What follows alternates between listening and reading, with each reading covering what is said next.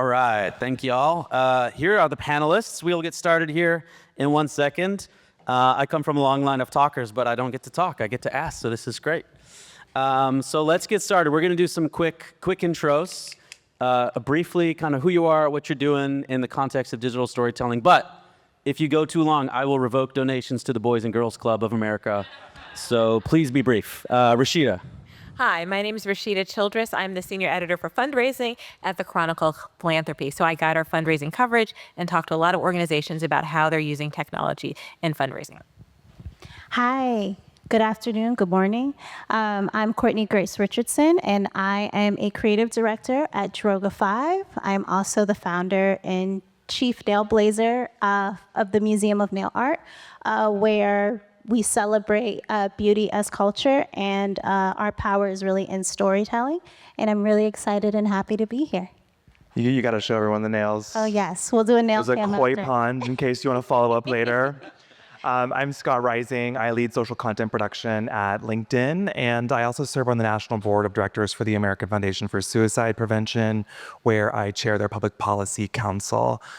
So my day job is really focused on content, and then on the side, I get to live in your world of nonprofits. Awesome. So we have a journalist, a creative, a social platform, and a nonprofit, which is the start of a very bad joke or the start of a great panel. All right, so let's go.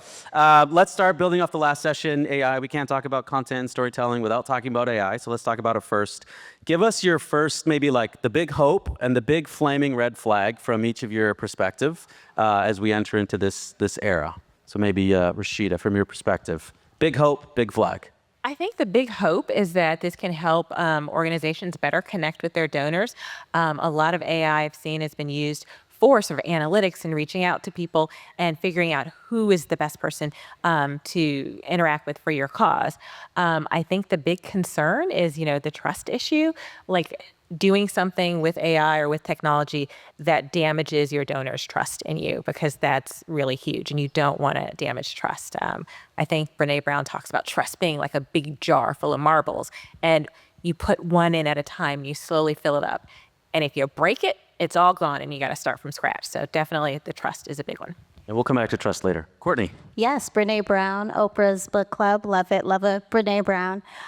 For me, the hope in AI is amplification and being able to scale empathy for your clients, for your audience. AI is such a great tool in really tapping into different insights and audience behaviors. And so there's a lot of learnings you can take from that.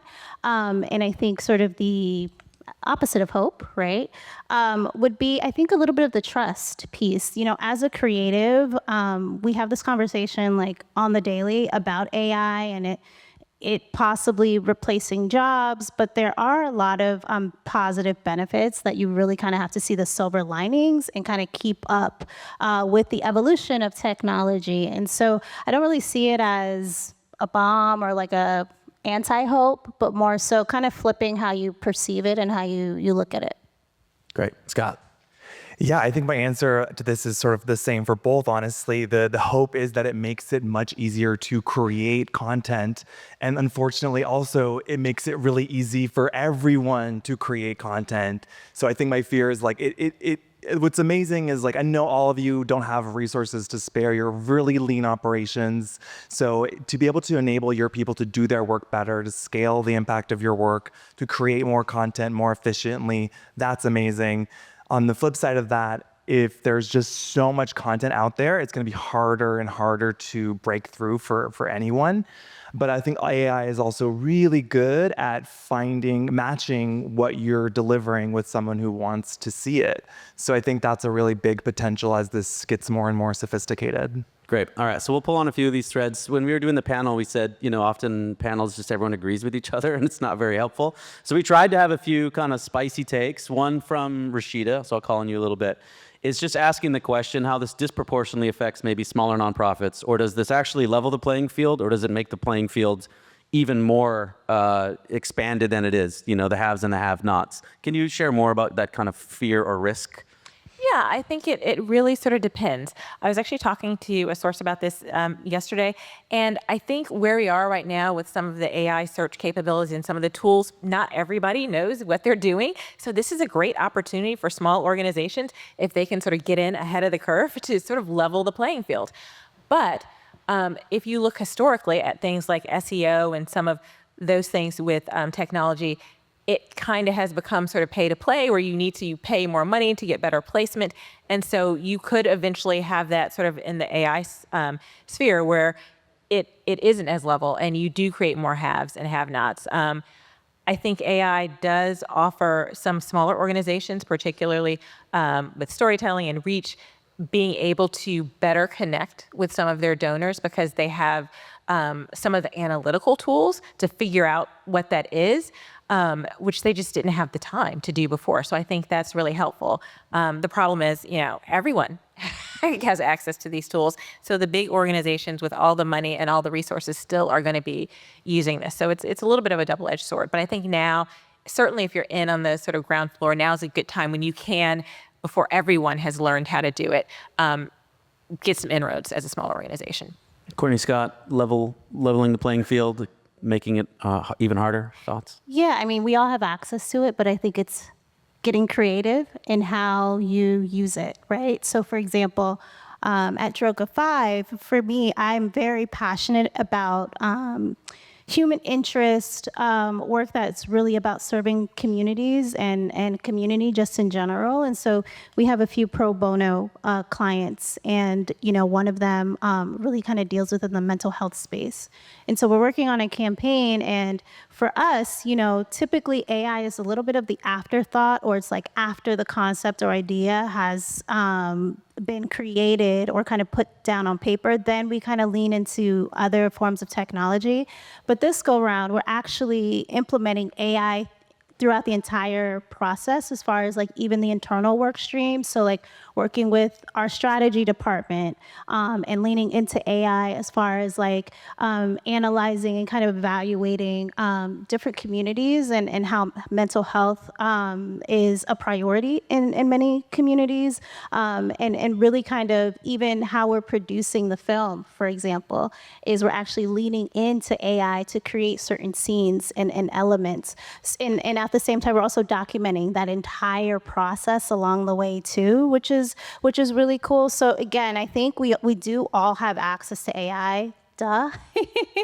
But it's really about how to utilize it. It shouldn't just be like, the Chat GPT prompt, oh, what's, the dinner recipe for tonight, right? Like there are really interesting sort of like non-traditional ways to go about it. It just depends on how you, target and, use it, within like a campaign, for example. Yeah. Well, when everyone has access to the same tools and the same technology, that's when humans become more important than ever. And so the opportunity for a smaller organization with the right people to do incredible things it increases. I think we all, in using AI and using these tools, that's where discernment becomes a really important skill. You have to be able to see with the output that you're getting to discern whether it's any quality. And so if that's something that you're really good at, you're going to be able to be supercharged. If you don't have that skill, if your teams don't have that skill, it's not going to make them better. It's going to make them more prolific. Yeah, it's great. We did our first full Gen AI video, and it was about a fifth of the cost if we would have shot it. We had to like shut down a splash park and do this whole thing. And so it's an example of maybe leveling the playing field where it's way more affordable to do something like that, but the risk is very high. And we got a little roasted in some comments, but we were trying to be an early adopter. And so it's back to your point, Rashid, of the opportunity exists, but if you're willing to take it, if you're not willing to take it and you wait, then maybe some of those opportunities kind of go awry. I'm going to jump on the commoditization piece. Like if we all have it, we've already seen this already with, I don't know if you've heard the term blandvertising, but with so many tools and Canva and templates and automation, so much of like good design and good brand is kind of the same. So there's this term blandvertising. And now with more automation and more AI, stress test my assumption here. Will being distinct become more important, and will reach and distribution become more important? Is that a fair assumption? And if so, how do we do that? How do we not lose our souls while being algorithmically aware? Well, I think because I think the concern about flattening is very real. I mean, you can open up different social media, including LinkedIn, other places. Language, people are starting to talk the same online. Even you can hear it in scripts, in ad reads on podcasts. They're all talking the same way. And so I think that is a real problem, but there's a huge opportunity because the way that you're going to break through is by not sounding like that. But to know that, you have to be able to recognize it really, and that's why I come back to this idea about discernment, is you have to be able to look at it and know that what are the common tells of AI writing? How can you how can you add your own humanity to it? I mean, I think one of the ones I'll point out to now, you'll not be able to unhear this, so you're welcome. But if one of the things AI loves to do is to say, it's not just this, it's that. So like, it's not just nail art, it's a gateway to a world of self-expression. And you're like, wow, that sounds really, really smart. And then you think about it and you're like, what does that even mean? So I think with any disruption, like we talk about, that presents real opportunity for those who are willing to sort of see the path forward. Yeah, Courtney, what about you? Obviously being creative in the creative industry and seeing a lot of challenges maybe with this. Does it put more emphasis on you and your team and what you do? Do you feel threatened by it? Like, unpack that a little bit. Well, I love a challenge. Like, I'm not afraid. So it's like, AI, bring it on. What you got? I do feel, though, that AI is going to be democratized, but taste is not. Right? Let that marinate. Amen. The robots tech hasn't been able to tap into that yet. Like, what heart, right? Like, heart, mind, humanity is something that's so real and so true. And we don't give enough credit to audiences. I feel like a lot of times we treat them as if they're not really paying attention and like reading through, the fine lines, if you will, reading between the lines, but they actually are. And people actually are craving humanity and really kind of, when I say human touch, I mean like through the storytelling, through, the visual textures, the words we use in the storytelling. And I think AI shouldn't be a replacement, should be a collaborator, right? So, but humans, us, we should be in the driver's seat. AI should be in the passenger seat. Like, it should be the one, like, making sure that we're, going towards our destination and we're on the right path. But again, I think AI is going to just be an everyday thing, but taste is one of those things that, is rare. Like, taste is a craft. AI is a collaborator. So how do you hone that craft and hone that taste then in this world? Mm-hmm. So for me personally, and I think even through projects and passions like the Mona, for example, like that is my sort of like humanity, like pure moment. And then as far as at Droga, for us, it's really important to not just speak to one particular audience. Like, we love to speak to the world. And so we love also tapping into our team. Right? So we have a very diverse team from all over the world.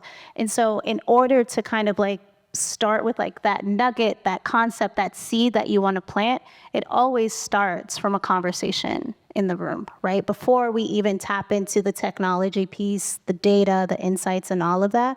Because when it's true, when it's authentic, when it's organic, and when it's pure, like there's nothing that can like water that down, right? Or prevent that. There's so much power in that. So being able to not be threatened by technology and by AI, and again, looking at it as like a partner to help just enhance, right? Not replace, but enhance what you're trying to do. And when you have that mindset, it's easier, right, to navigate these like very choppy waters of AI and tech. Yeah, and I'm really glad, Ray, you asked about cultivating taste, because it requires intentionality. Mm-hmm. And I think one thing that AI and algorithms are doing, we've ceded a lot of our autonomy and our control to AI. So if you listen to Spotify, it's just deciding what you listen to next.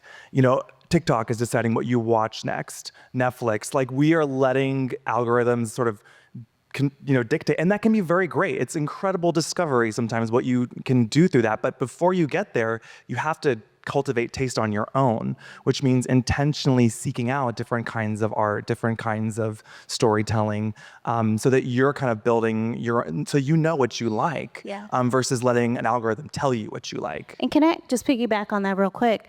Lived experience, like as a Black female identifying woman, human, who's first generation as well, if I were to say AI, create a 60-second spot about my life, there are going to be many inaccuracies about that. And so like lived experience, again, is something that AI cannot compete with. It just simply cannot. And so there's so much value in that. And I think like donors really appreciate that because we are living in a very saturated world, right? Where it is a landscape that is everywhere you turn, it's like the M dash, and all the captions and things. You're like, oh, ChatGPT popping up, You're starting to identify what AI is, and like people are craving, they have an appetite for lived experience, for that human element.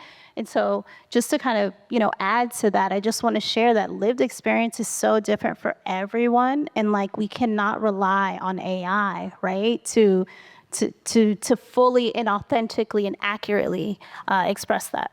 Yeah. Well, let's talk more about authenticity in storytelling, which we're talking about. I know Charity Water is a brand long built on storytelling, and it's a source of pride for us, but this is a source of struggle for us as well when we want to use AI, and how do we balance that with authenticity? And Rashida, you've flagged, and in your writing and work, trust is not a new issue for our space, but what concerns do you have now with where we are today with philanthropy, at what might be getting worse, or how can nonprofits try to earn more trust in this new era? And then we'll talk about some strategies specific to storytelling, but speak to that, please. Yeah, in terms of trust, I mean, I think we see trust in organizations and institutions in general declining. I think the good news is it's sort of like when you ask people, do they trust Congress? They say no, but you ask them about their own congressperson, they're like, oh yeah, this person has done X or Y or Z for me. I think a lot of nonprofits are in that same boat where, the nonprofit that you love and you trust, people do. They have that feeling of love and trust. And the thing is to maintain that and to keep that through authentic storytelling, through using real stories, and just being upfront about what you're doing. I was recently working on our America's Favorite Charities issue, where we looked at the charities that have raised the most money.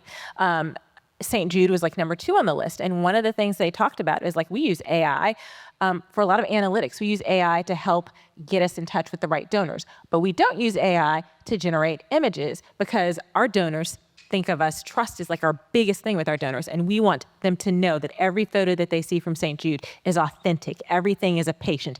Everything is real. We do not want to jeopardize that trust at all. And so that's sort of a play that they're making. But you have other organizations that are using AI. There's a group in Canada called Furniture Bank, and they help people who have no furniture. They're just able to pay rent. That's all they can afford. They're sleeping on blankets. They're sleeping on towels. They're sleeping on crates or things like this for their homes.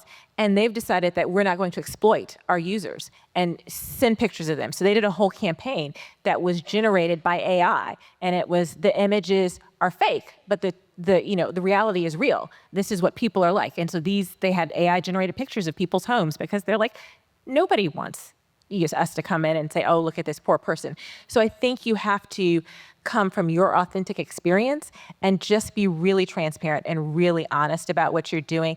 And donors are okay if you're really transparent and clear, but where you have issues in trust is when you do something and you don't say it's AI, and you don't say, oh, we really didn't want to exploit our customers, but we just showed you this anyway to let you think it was real. That's where you're going to have issues with trust. Yeah, that's a great point. When we produced that one AI video, we specifically said this was made with AI, and that's our policy right now, is when we use it, we will express that in the caption, in the credit, somehow specifically calling it out. But talking about storytelling in communities we serve, especially with vulnerable populations, that could be an amazing use of AI, where we don't actually have to place people, change their names, change their locations, use their story. Like, that's always been a pretty tough line to walk on the ethical storying ground. Now we possibly have a tool where we can recreate stories. Is that more authentic, or is that more human, even though it's used? It's going to bring up some really, really interesting questions. Scott. Yeah, I think organizations need to sort of chart their responsible AI ethics and have that codified somewhere. We do at LinkedIn and our parent company, Microsoft, obviously. And so once you have those and you understand your values as an organization and apply those principles, that then you can ensure that your trust, which, as you were mentioning, Rashida, that like trust is so hard to build, but it's so easy to lose.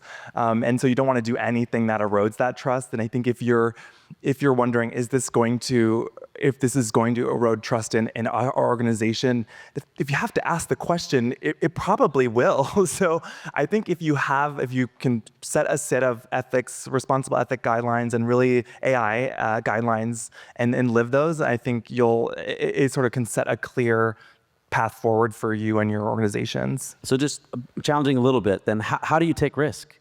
Like if the common denominator is, ooh, will this impact trust? Everything could negatively impact trust. And now you're strapped by fear and then you don't try. So how do you kind of walk that line? I know it's a hard question to answer, but that's like the reality that we're all living in, right? It's like, oh, use all these tools, but it will hurt trust. So like, how do you, is the pro worth the con? Oh yeah, and I think honestly, it's so much easier to defend inaction than to defend an action you take. So I'm totally with you there. Like I think you do want to bias towards action in general. I think you look at I do think you play it out. Okay, so what could happen? Like what is the worst that could happen? And sort of like play that out and like have a risk assessment, talk to your legal teams, really to make sure you have all the information in front of you. But I totally understand it's more difficult than I'm making it sound for sure. I know for us, we just paid a lot of attention to that first post and comments and then did a deeper analysis on engagement. And, it was flagged internally like, oh my gosh, there's some negative comments. I don't know if you've seen social media comments, but they're pretty nasty. So we used a bunch of data and said, the engagement rate was high and we had like 2 negative comments. So let's not overreact on 2 negative You comments. always remember the negative one. Exactly. Tons of positive and 1 negative, Courtney, back to you on trust and authenticity in maybe the creative process. But do you call it out specifically? Like how can we lean more into authenticity in this era? I think it's all about quality over quantity. Like I do feel like we have all these tools, like AI is the hot topic, right? And so like as we speak, there's probably a new piece of software, a new brand or company creating something that we're all probably going to tap in and use. But I think it's, again, like what you choose to use from that toolkit, from that toolbox, and how you use it. So I was just at the London International Awards, and there was a body of work that really resonated with me. And a lot of the work we saw was AI, right? Like people felt that, oh, my work is award worthy because I use AI. Check the box and move on. But for me, the filter was, how is this AI? How are they using AI to change someone's life? And there was a campaign called Safe Sketch. And over 2/3 of kids between the ages of 5 to 12, through their drawings, illustration, express things that might be happening at home, right? So domestic violence, abuse, things like that. And so what this company did was they worked with a psychologist to identify different flags based on different illustrations, right? So if someone uses the color red in the background, for example, that might represent, fleeing or, some form of fear. But you could scan your phone. So this was actually an educational tool for teachers to identify things happening at home, because a lot of kids aren't able to verbally express, right, what's happening. And so they used AI to create this piece of software where teachers could actually scan kids' artwork and, go to the proper authorities, if you will, to kind of step in. But see, that is life-changing. And that's AI changing lives, right? It's not just AI generating a caption or, AI, using statistics for, betting, for example, which is a huge thing too. But like really looking at like, how can AI impact society? And so when especially within the creative space, creative agencies, like, that is how we break through, right? Because we know everyone's using AI, but like the headline is, Droga 5 saves lives due to a campaign, you know what I mean? Like that leaned into AI, and like that's like, whoa, like that instantly changes the human perception of AI being scary, and something that is overwhelming and fearful. Again, quality over quantity. Just because there's a ton out there of tools, do your research, do your due diligence, but use the right tools from the toolbox, for your campaigns, for clients, etc. We're going to jump tracks a little bit to something that Scott flagged for us, and then I'll come to you, Rashida. But it's getting pretty fragmented. It's nonlinear, the way that we experience content. So we build these beautiful content plans, and this is how you get this, and then you get this. No, they do not. It is chaotic and sporadic. So how do we think about narrative or content or storytelling when we know that's probably not how most people are going to experience it? Like, is that a challenge that's going away? And like, what are some of the things that you've seen or try to do to solve it? Yeah, I mean, in the 12 years I've been doing social media, this is something that just sort of seemingly has gotten more and more fragmented, quicker. It's like 15 seconds, then it's 10 seconds, then it's 6 seconds. Now it's like you blink and you're supposed to tell a story in that amount of time. And I think, like, especially with TikTok and a lot of algorithmic content, you have to think about the impression that you're leaving almost more than a story. Like, you may not have an opportunity to tell a story because it's so fast. So what impression, what vibe? Everything's vibes based, right? Like, they're just sort of like getting a really quick impression and then running with it. And so showing up consistently, that's also how you build trust. But like, if someone only had a split second to take in whatever you're selling, like what would you want them to feel? What would you want them to think? And I think that with the fragmentation, like, I think marketers and other professionals, they have this idea of like, oh, we're going to tell this like sequential story and it's going to hit these beats. It's going to be this many episodes. And there is not, like, people are dropping in halfway through. They're only seeing the last one. It's really chaotic in there. So how do you sort of like rein in that a little bit and think about just delivering a message so succinctly? I promise, as succinct as you think you're being in a lot of the messaging with content, you can do more to be really quick, and think about how people are perceiving your organization. Yeah, Rashida, what about either on research you've done or you've covered, or in your own work? I mean, producing articles and writing. What have you seen either as problematic or kind of success as a way to deal with this challenge? I think it's, sort of, I've been reporting recently about ways that you can sort of be discovered now, more particularly with people using some of these AI models like ChatGPT or Claude, when they're doing their research online or questions. And I think the thing that I found is that, it's being in a lot of places and having your content in a lot of forms, having, not just articles that people want to read or not just blog posts or whatever, but also having short video pieces, having a lot of different content out there.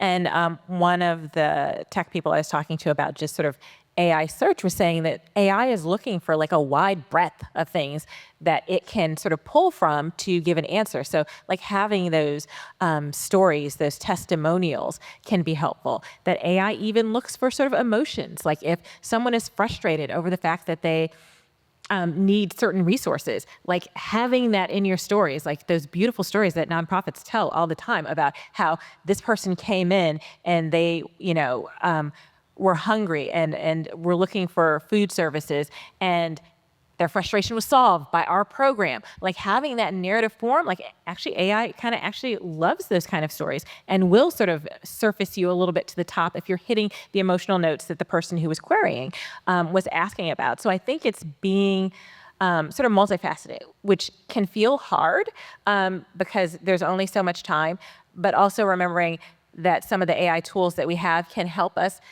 be multifaceted. So if you have a video, you can ask it AI to transcribe it and sort of turn it into a blog post and sort of shorten it a little bit. So you can take one piece of content that you've done and you can do 2 or 3 different things with it using some of the technology tools out there without spending hours of your own time on it. Yeah, that's great.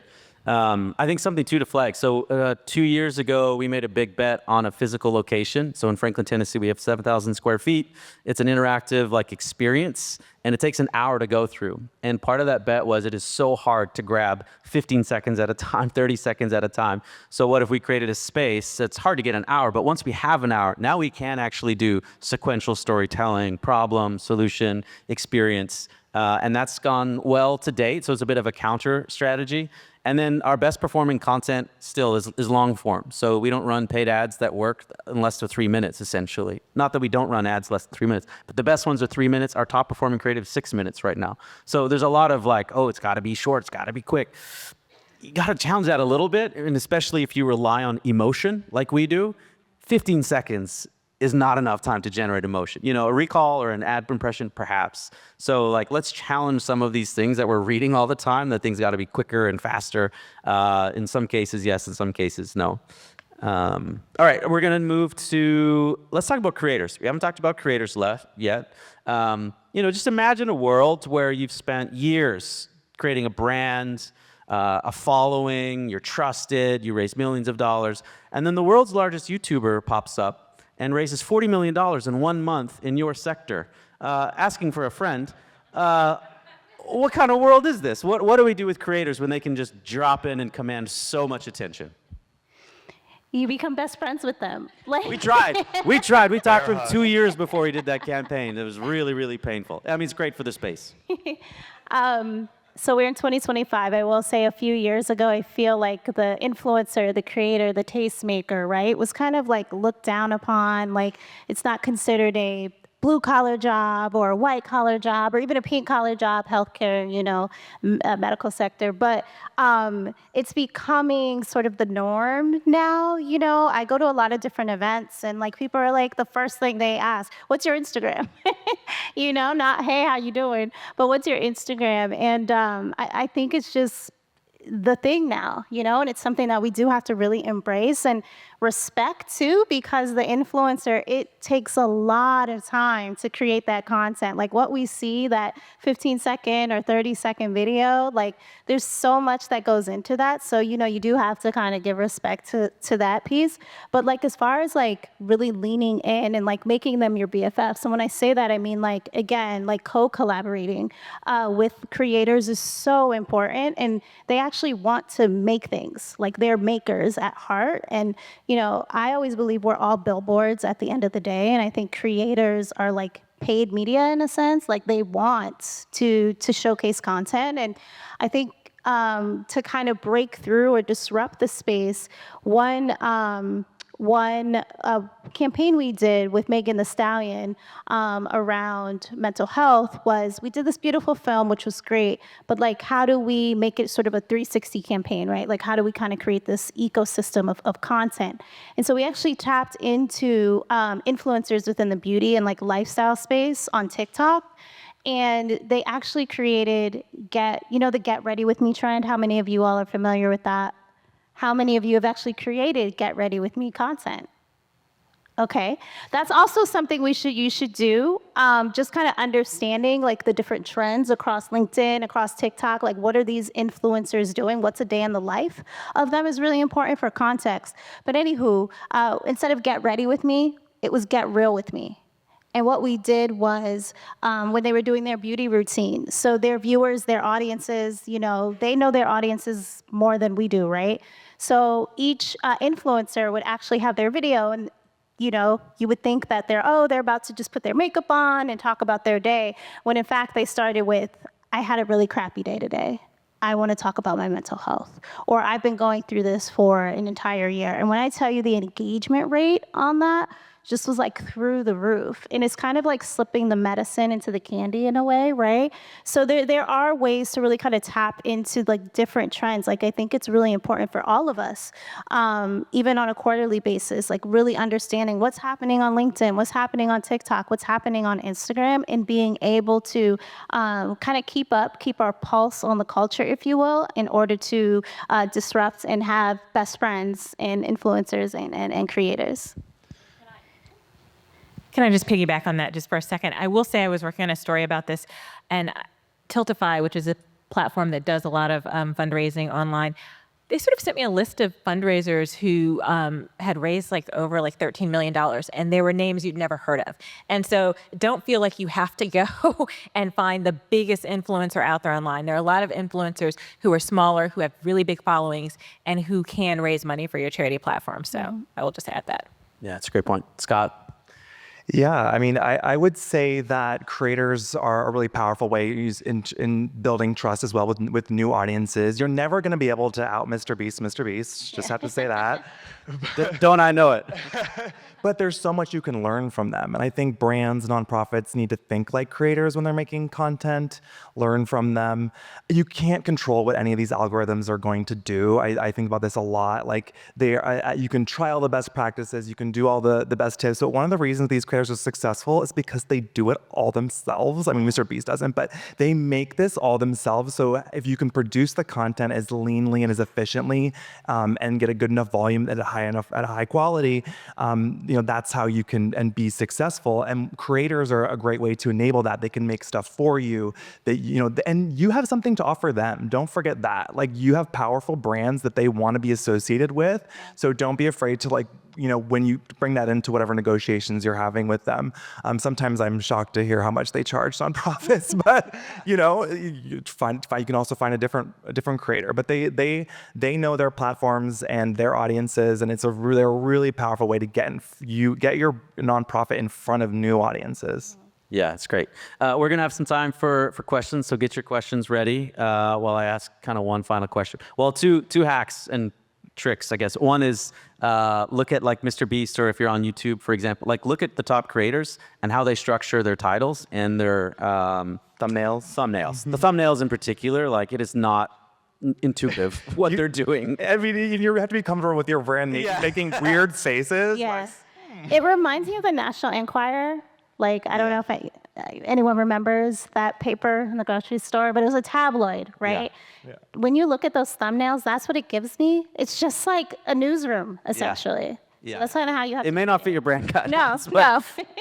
And then the other thing that we tested, we just put some user-generated content intros before our existing content. So someone's like, hey, I'm so-and-so, check out this video. I think it's great. Because algorithms are built, and we are built to stop when we see humans. If we open up on a beautiful sunset in Malawi, people are gone.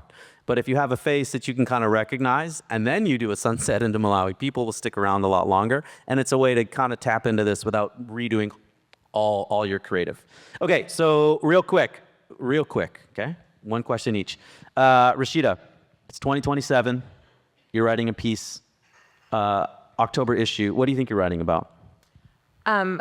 Next year, in terms of technology, I have no clue, but because I think things are changing really rapidly, really quickly. I think we are going to be talking just about how people are fundraising in whatever the environment it is. And that's what we're going to be talking about, and trying to help people figure out what the best way to do that is.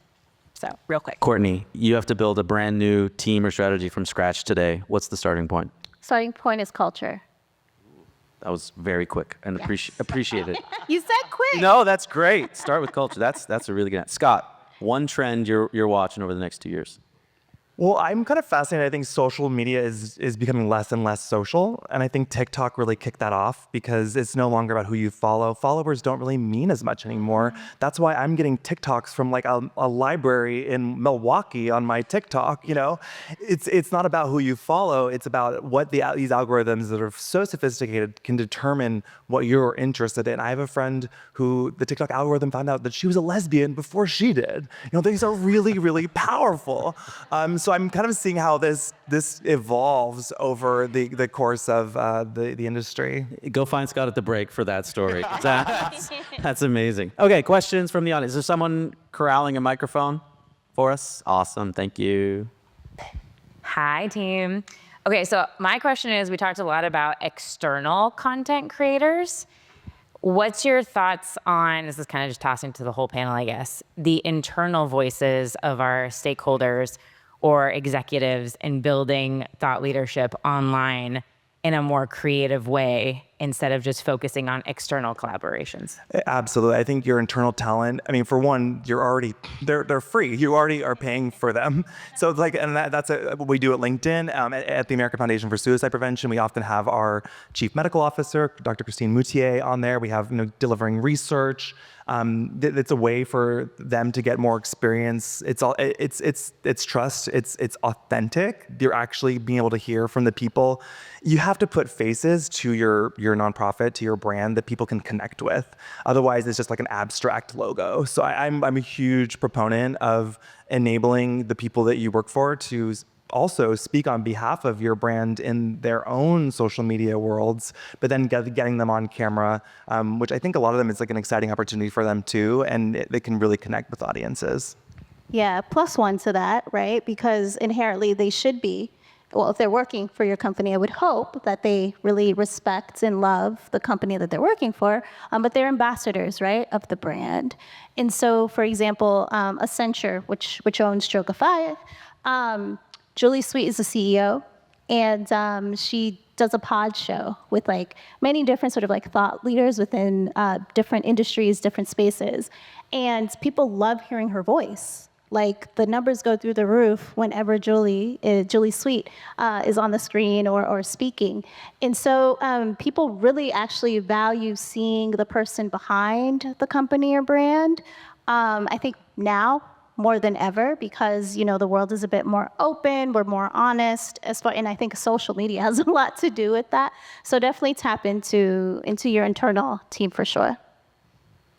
Just co-sign on that. I think that's a great idea. And just, people love authenticity, so it doesn't have to be this like really high quality, like best thing ever. Just something on your cell phone video actually works really well sometimes for just quick hit social. That's a shift we've been trying to make for a couple of years. We actually hired a social media manager to be really like front of camera and prioritize that. And then within 2 weeks, she landed a movie with Netflix and left us. So be careful when you hire acting talent to run your social media, because they might get a gig and be gone. All right, other questions? One more question. Oh, make it a good one. Oh, were we that good? Did we answer everything? I think everyone knows everything now. Okay, no questions. Look at these folks up here. Not a single question. Yeah, thank you. Thanks for the conversation. It was really great. One thing about AI that hasn't come up yet, and it wasn't just in your talk, it was other talks as well, is the impact on the environment. So I'm just wondering if that is, since we're all nonprofits, are for the Canadian Red Cross, we're responding to climate disasters all the time. Do you think that's something that is going to start to erode trust? I will just say that one of my colleagues was at a conference where she was with an environmental nonprofit, and they were having a lot of pushback from their supporters about this idea of using AI for, when they're supporting the environment. I think if you are an organization that has like a lot of environmental you're looking at the environment, you need to be, and you're going to use AI, it needs to be probably more stronger in terms of focusing on mission. Like I know there's an organization, a suicide organization, and military suicide, and what they've done is they've taken the phones and computers of all of the soldiers who've committed suicide, and they've gone through them, and they've had AI try to find out what they have in common so that they can prevent future suicides. I think that's a use where people are like, oh, that's like a really good use. Turning my face into a pig for 5 minutes, that is not a good use if you were an environmental organization. So I think really sort of thinking about what the use is and how it's moving your mission forward is going to be important if a lot of your supporters are very environmentally concerned, because there are some environmental trade-offs. We don't know exactly how impactful they will be, but we do know that they have an impact. So we are a water charity, and the narrative around AI using water is quite well known. And so those were the majority of negative comments that we received. And so we have two real positions. One is we're debating this internally if we want to get more in front and say the amount of water consumption based off that video is around the same as watching Netflix for about 3 hours. So if you want to cast judgment and shame, feel free to do so, but let's have a rational argument and cite the research and data behind water usage. So it's not this runaway narrative that's not actually grounded. We're not there because that's quite combative. And so the other position that we are is like, we feel the need to leverage innovation and technology to save cost and be efficient. So we are hamstrung as nonprofits now to say, hey, you don't have the same investment that other brands do. You got to be innovative, you got to be lean. So we adopt a new technology and then you get hammered because of its impact on the environment. So the other thing is to say, what do you want us to do here? Because you're not going to fund us and then you're going to criticize when we use tools. So that's another kind of combative response. We haven't gone public with either of those. We're workshopping them. But we're trying to find, ultimately, I think it's a little bit like 3 years from now. Like the narrative changes very quickly 3 years from now. I don't think that'll be a narrative. It's an unfortunate reality, but it won't be a narrative. So there's a strategy too that should just stay silent for a while until it goes away, which isn't great. I want to do the combative one, but I don't lead PR now, so someone else can figure that out for us. And anything to add on this topic? It's a huge topic for environmental nonprofits. I don't know if you have anything to add. I mean, I just really agree that like then you just being really intentional about how you deploy and use AI and to think like, can I stand by this if I have to defend what resources were used? There is a resource cost to everything that we do. And I think there's all kinds of trade-offs that we have to make. And so I think it just does require maybe depending on your mileage will vary, and depending on your organization, you maybe have to have a higher bar for when you use AI than a different organization. All right, we're done, Sal. Thank you. Thanks, everyone.